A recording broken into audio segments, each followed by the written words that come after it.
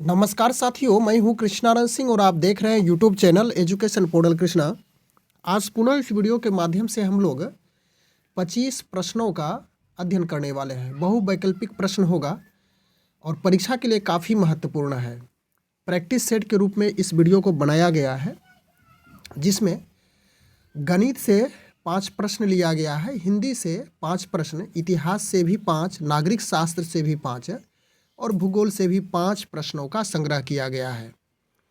इस वीडियो में कुल मिलाकर के 5-5 प्रश्न देखें हर विषय से, तो 25 प्रश्न है। और इसका जो पार्ट्स प्रश्न बनेगा वो तो अलग वाली बात है, उसमें भी कुछ प्रश्न बनेंगे। तो 25 से अधिक प्रश्न हम लोग इस वीडियो में अध्ययन करेंगे। हाँ, प्रश्न की शुरुआत करेंगे, लेकिन इसके पहले आपको एक याद दिला दूँ, एक जानकारी दे दूँ। परीक्षा की तैयारी से यदि आप जुड़ना चाहते हैं इस चैनल के माध्यम से, तो चैनल ज़रूर सब्सक्राइब कर लेंगे। और जब तक हम लोग की परीक्षा नहीं होती है तब तक हम लोग इसी तरह से प्रैक्टिस सेट करते चलेंगे। बीच बीच में सब्जेक्टिव प्रश्न भी पढ़ेंगे जहाँ पे आवश्यकता होगी। और वीडियो अच्छी लगे तो ज़रूर लाइक करेंगे। चलिए हम लोग पहले प्रश्न की शुरुआत करते हैं।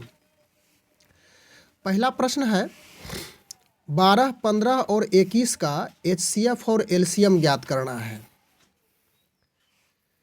तो 12, 15 और 21 का HCF ज्ञात करेंगे। जो विधियां होती है, सामान्य विधि, उससे भी ज्ञात कर सकते हैं और LCM उसी विधि से भी ज्ञात कर सकते हैं। लेकिन यहाँ पे हम लोग 12, 15, 21 का गुणनखंड विधि से ज्ञात करेंगे। तो 12 एक है आपका, इस अंक का आभास गुणनखंड कीजिए। तो 1 गुना 2 दूनी 4 तिया 12 हो गया। इसको आप लिखेंगे तो 1 गुना 2 पर पावर 2 और गुना 3 हो गया। इसके बाद 15 का गुणनखंड करेंगे आप, तो 1 गुना 3 गुना 5 हो गया, यानी 3 पचे 15। उसके बाद 21 का आभास गुणनखंड कीजिए, तो इसका होगा 1 गुना 3 सती 21, 3 गुना 7। अब यहीं पे ध्यान देने वाली बात है, HCF ज्ञात करना है, यानी कि हाईएस्ट कॉमन फैक्टर, यानी कि जिसे हिंदी में मोसो कहा जाता है। तो इसमें इस तीनों में जो आभास गुणनखंड आया है, इसमें देखिए कौन सा आपका उभयनिष्ठ है। तो 1 मिल रहा है, उसके बाद 3 देखिए मिल रहा है। तीनों में 21 का, 15 का और 12 का, 15 का और 21 का, तो तीनों में देखना है। तो 1 मिला और उसके बाद क्या मिला, 3 मिला। इसको गुना कर दीजिए, तो 3 गुना 1 आपका 3 हो गया। तो यही आपका HCF होगा। तो 3, यानी कि ऑप्शन नंबर ए में 3 है। इसके बाद हम लोग LCM जब ज्ञात करेंगे तो उससे स्पष्ट हो जाएगा। तो इसी प्रकार से आप देखिए, इसमें सभी लेना है, एक भी टर्म नहीं छूटना चाहिए और रिपीट भी नहीं होना चाहिए। तो 2 पर पावर 2 लेंगे, फिर 3 लेंगे, उसके बाद 2 दूनी 4 तिया 12, इसको गुना करते चलिए। 12 3 आ चुका है, नहीं लेंगे। 12 पंचे 60, 3 यहाँ आ चुका है, और 60 गुना 7 कीजिएगा तो 7 छक 42, 420 होता है LCM, यानी कि 420 LCM और HCF 3 हो गया। ऑप्शन नंबर ए ही आपका सही होगा। प्रयास करेंगे पूरा एक्सप्लेन करके प्रश्न को क्लियर करने का प्रयास हम लोग करेंगे। हो सकता है कि थोड़ी सी समय इसमें लगेगी, उसमें आप उसको मैनेज कीजिएगा। दूसरा प्रश्न है, 3 + 2√5 कौन सी संख्या, यानी कि 3 + 2√5 यह कौन सी संख्या है। ऑप्शन है परिमेय संख्या, अपरिमेय संख्या, वास्तविक संख्या और प्राकृत संख्या। तो निश्चित रूप से √5 इसमें लगा हुआ है, तो यह अपरिमेय संख्या ही होगी, ऑप्शन नंबर बी। और परिमेय संख्या में आपका 5 या 5/7 या तो फिर 7/5 या 22/7, यह सब परिमेय संख्या होगी। परिमेय संख्या में रूट नहीं होगी, लेकिन वो परिमेय संख्या में हमेशा रूट लगा हुआ रहेगा।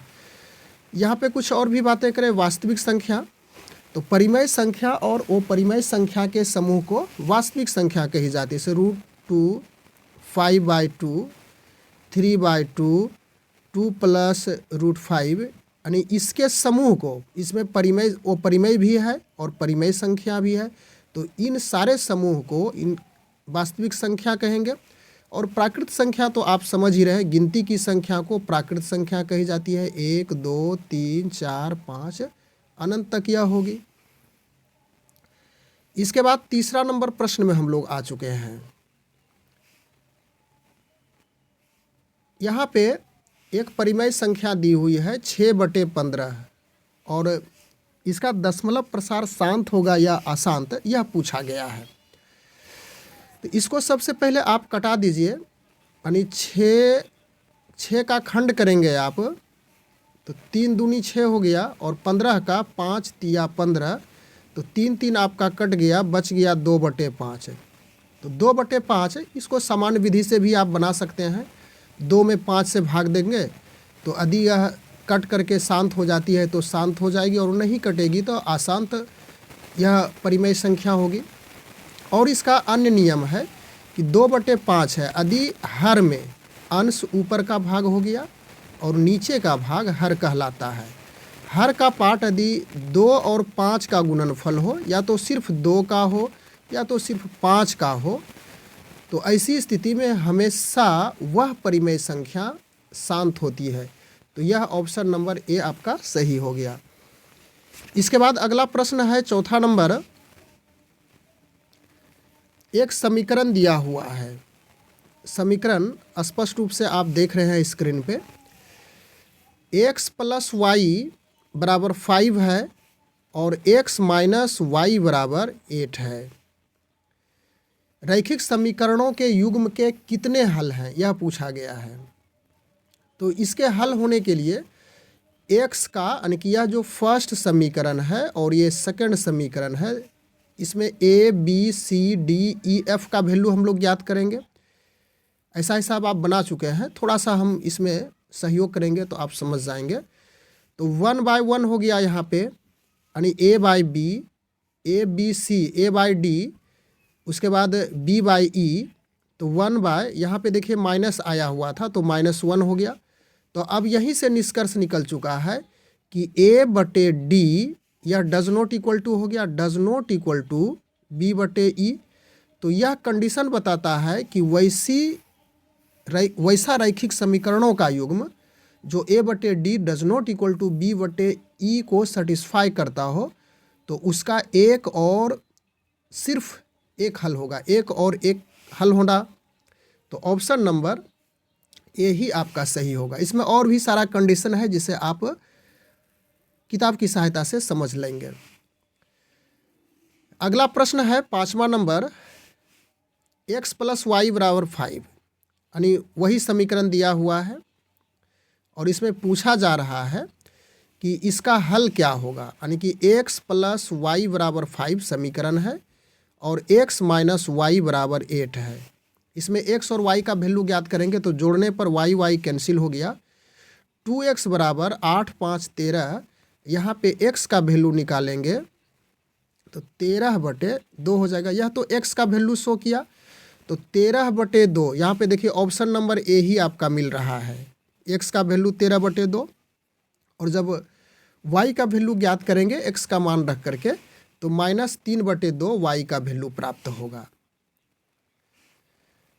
इसके बाद हम लोग यहाँ से 6 नंबर से हिंदी व्याकरण का प्रश्न है, इसको देख लेते हैं। मित्र एक शब्द है जिसका भाववाचक संज्ञा रूप पूछा गया है। ऑप्शन है मैत्री, मित्रता, मित्रत्व, मित्री। तो मित्र का भाववाचक संज्ञा मित्रता होगा, ऑप्शन नंबर बी सही होगा। 7वां नंबर प्रश्न है हस्ताक्षर क्या है। ऑप्शन के अनुसार से हम लोग को ढूंढना है क्या है, एक वचन है, द्विवचन, बहुवचन या उपर्युक्त सभी है। तो हस्ताक्षर एक ऐसा शब्द है जिसका हमेशा बहुवचन में प्रयोग होता है। यदि इसका वाक्य आप बनाएंगे तो हस्ताक्षर हो गए, हस्ताक्षर हो गया या हो गई नहीं, हस्ताक्षर हो गए, यह बहुवचन में हमेशा यूज होता है इस शब्द का, हस्ताक्षर का। और इसके अलावा और भी कुछ शब्द है। एक आपने हस्ताक्षर देखा, इसके साथ साथ प्राण, यह भी बहुवचन में हमेशा प्रयोग होता है। प्राण निकल गए। दर्शन, यह भी बहुवचन में प्रयोग होता है। दर्शन हो गए। उसके बाद होश भी ऐसा शब्द है जो बहुवचन में प्रयोग होता है, होश उड़ गए।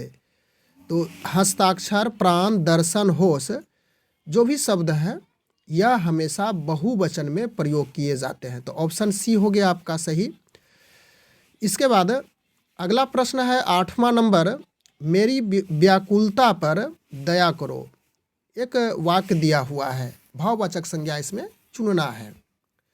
मेरी व्याकुलता पर दया करो, तो मेरी है, व्याकुलता है, दया है, पर है, कौन सा भाववाचक संज्ञा है? तो निश्चित रूप से व्याकुलता ऑप्शन नंबर बी ही भाववाचक संज्ञा है इस वाक्य में। इसके बाद अगला प्रश्न है 9 नंबर, शुद्ध वाक्य है। 9 नंबर में देखना है कि हमें कौन सा शुद्ध वाक्य इसमें सही रूप से दिया हुआ है।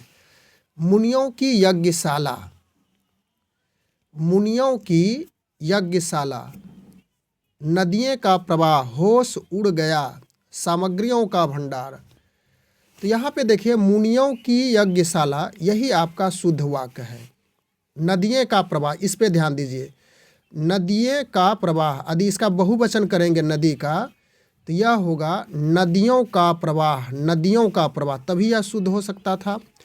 होश उड़ गया, तो यह होश हमेशा बहुवचन में प्रयोग होता है, यानी कि यह होता होश उड़ गए, तभी शुद्ध होता। सामग्रियों का भंडार, सामग्रियों, तो यह अशुद्ध है। यहाँ पे आपका सामग्री में सामग्रियाँ यदि लिखा हुआ होता तभी यह शुद्ध होता वाक्य, सामग्रियाँ का भंडार। तो इस प्रकार से शुद्ध वाक्य में आपका ऑप्शन नंबर ए ही सही है।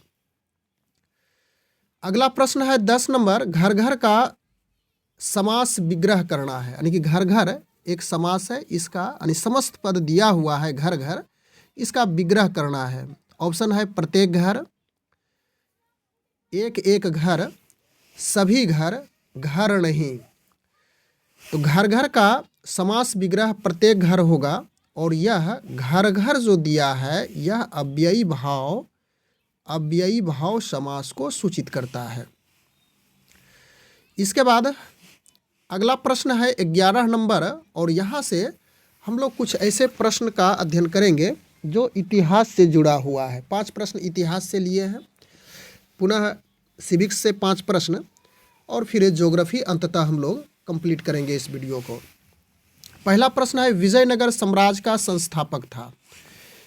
विजयनगर साम्राज्य का संस्थापक कौन था, इसे पूछा गया है। हरिहर, बुक्का, दोनों, इनमें से कोई नहीं। तो विजयनगर साम्राज्य का संस्थापक हरिहर और बुक्का दोनों ने मिलकर के किया था, इसलिए ऑप्शन नंबर सी आपका सही होगा। हरिहर और बुक्का के द्वारा विजयनगर साम्राज्य की स्थापना की गई। और विजयनगर का अर्थ यदि हम लोग लगाएं तो इसका अर्थ होता है जीत का शहर, जीत का शहर। और हरिहर बुक्का के पिता का नाम संगम था, और इस नगर की जो स्थापना की गई थी हरिहर और बुक्का के द्वारा, वह 1336 ईस्वी का साल था। अगला प्रश्न है 12 नंबर, लोदी वंश का सर्वश्रेष्ठ सुल्तान कौन था। 12 नंबर प्रश्न में पूछा गया है कि लोदी वंश का सर्वश्रेष्ठ, सबसे लोकप्रिय सुल्तान, सबसे लोकप्रिय राजा कौन थे। ऑप्शन है सिकंदर लोदी, बहलोल लोदी, इब्राहिम लोदी, इनमें से कोई नहीं। तो लोदी वंश का सर्वश्रेष्ठ राजा, सर्वश्रेष्ठ सुल्तान, लोकप्रिय सुल्तान सिकंदर लोदी को माना जाता है। ऑप्शन नंबर ए हो गया। और इसमें इस वंश की, लोदी वंश की स्थापना बहलोल लोदी के द्वारा किया गया था, यानी कि यह जो बी नंबर ऑप्शन है, इनके द्वारा इसकी स्थापना की गई थी। अगला प्रश्न है 13 नंबर, विक्रमशिला विश्वविद्यालय की स्थापना किसने की। विक्रमशिला प्राचीन कालीन विश्वविद्यालय, फेमस विश्वविद्यालय के रूप में जाना जाता है विक्रमशिला विश्वविद्यालय। इस विश्वविद्यालय के संस्थापक कौन थे, यह पूछा गया है। धर्मपाल, देवपाल, रामपाल या तो फिर महिपाल है। तो विक्रमशिला विश्वविद्यालय के संस्थापक धर्मपाल थे, और यह जो धर्मपाल, देवपाल, रामपाल या महिपाल, यह पाल वंश के प्रमुख शासक के रूप में जाने जाते हैं।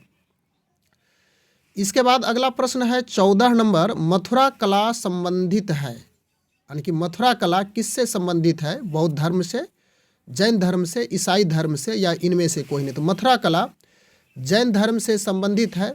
जिस प्रकार से वैष्णव धर्म था, तो उसी प्रकार से मथुरा इसको हम लोग पुनः फिर देख लें। मथुरा कला संबंधित है या जैन धर्म से संबंधित है? ऑप्शन नंबर आपका बी सही होगा।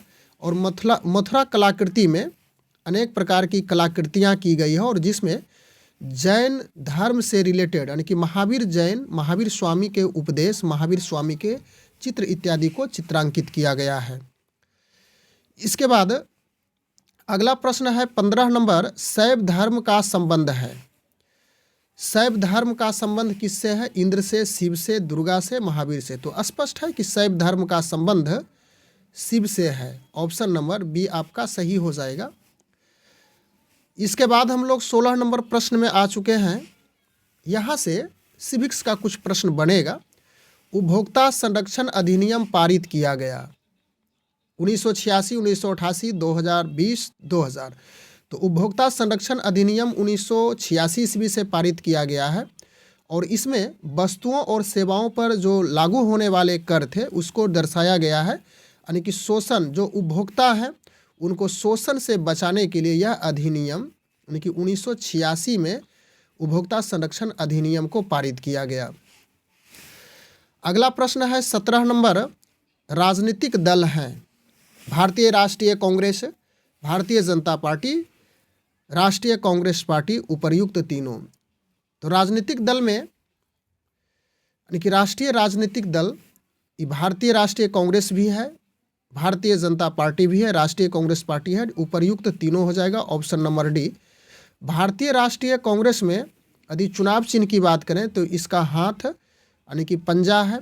उसके बाद भारतीय जनता पार्टी कमल का फूल है, और यह राष्ट्रीय कांग्रेस पार्टी चुनाव चिन्ह घड़ी लेकर के आती है।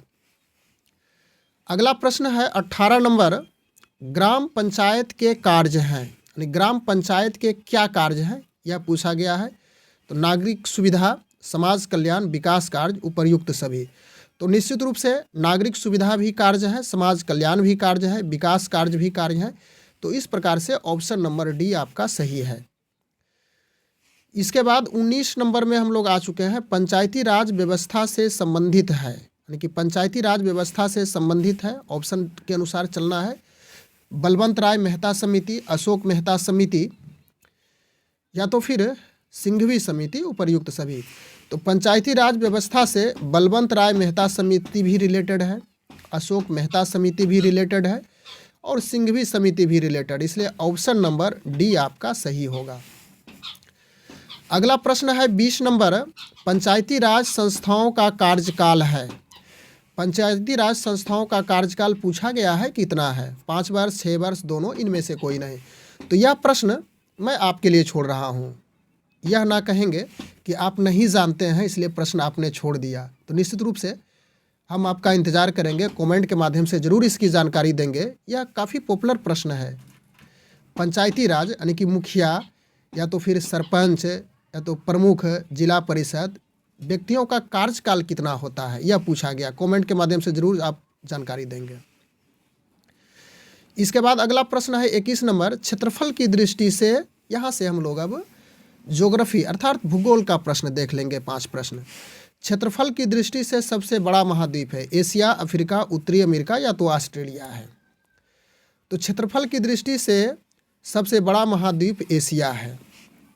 इसमें कुल मिलाकर के देखा जाए तो 45 कंट्रीज़ है, 45 देश हैं, और सब क्षेत्रफल में सबसे बड़ा एशिया ही होता है।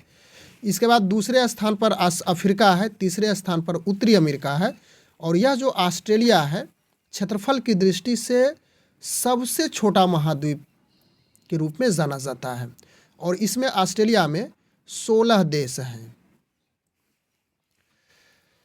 अगला प्रश्न है 22 नंबर, भूपटल पर मुख्य रूप से स्थलाकृतियाँ मिलती है। तो भूपटल पर पर्वत भी है, पठार भी, मैदान भी, सभी हो जाएगा। ऑप्शन नंबर डी होगा सही। 23 नंबर प्रश्न, सबसे अधिक उपग्रह है पृथ्वी, शनि, बुध, शुक्र। तो सबसे अधिक उपग्रह शनि के पास है। इसके पास लगभग कुल उपग्रहों की संख्या 22 है। और पृथ्वी की बात करें तो एक उपग्रह इसके पास जो कि चंद्रमा एकमात्र है। और बुध के पास उपग्रह की संख्या 0 है और शुक्र के पास भी उपग्रह की संख्या 0 है। तो सबसे अधिक उपग्रह शनि के पास हो गया। 24 नंबर प्रश्न है, दिन रात बराबर होता है भूमध्य रेखा पर, ध्रुव पर, अक्षांश पर या तो फिर देशांतर पर। तो दिन रात बराबर यानी कि दिन रात बराबर होने का भूमध्य रेखा पर होता है। यानी कि यदि 24 घंटे का दिन रात मिला करके हो तो 12 घंटे का दिन और 12 घंटे की रात्रि होगी। अंतिम प्रश्न में हम लोग आ चुके हैं, वायुमंडल की संरचना है। तो वायुमंडल की संरचना क्या है, तो इसे याद करने के दृष्टिकोण से बनाया गया है। वायुमंडल की संरचना सबसे पहले क्षोभ मंडल है, यानी कि सतह से ऊपर चलेंगे समताप मंडल है, फिर मध्य मंडल है, फिर आयन मंडल है और अंततः अंतिम में बहिर्मंडल है। यानी कि वायुमंडल की संरचना में इन 5 लेयर का प्रयोग किया जाता है, क्षोभ मंडल, समताप मंडल, मध्य मंडल, आयन मंडल और बहिर्मंडल। तो इस प्रकार से इस वीडियो के माध्यम से हम लोग कुल 25 प्रश्न का अध्ययन कर चुके हैं, जो परीक्षा के लिए निश्चित रूप से काफ़ी मदद करेगी यह प्रश्न। और इसी तरह से हम लोग एक एक करके, यानी कि जो एक एक वीडियो हम लोग आ रहे हैं 25-50 प्रश्न लेकर के, उन सभी वीडियो को आप देखेंगे तो निश्चित रूप से यही सब प्रश्न परीक्षा में रहेंगे। और जैसी संभावनाएं, जैसी उम्मीद की गई है कि परीक्षा में कोई वैसे प्रश्न, क्लिष्ट प्रश्न, भारी प्रश्न नहीं पूछे जाएंगे, समान सा प्रश्न होगा। तो उसी स्तर को, उसी को मद्देनज़र रखते हुए वीडियो को बनाया जा रहा है। बस आज के वीडियो में इतना ही। Thanks for watching. Good bye.